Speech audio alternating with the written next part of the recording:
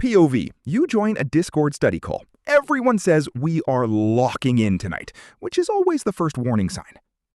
For the first 3 minutes, it is beautiful. Cameras off, notes open, everyone pretending they did not join from bed. Then one harmless question slips in. It is not about the assignment, but everyone agrees it is important context. Suddenly, the 5-minute break becomes a debate about the professor, the homework, and whether the cafeteria fries used to be better. Someone starts screen sharing. Not the assignment, just a mystery tab they swear will explain everything in 30 seconds.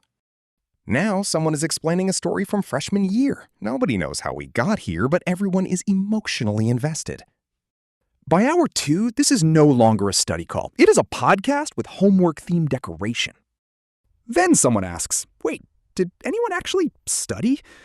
The silence is louder than the final exam. For one final minute, everyone locks in for real. It is not enough to learn the chapter, but it is enough to feel morally improved. At the end, everyone says, same time tomorrow, and somehow that still feels like a good plan. Follow for more tiny academic disasters.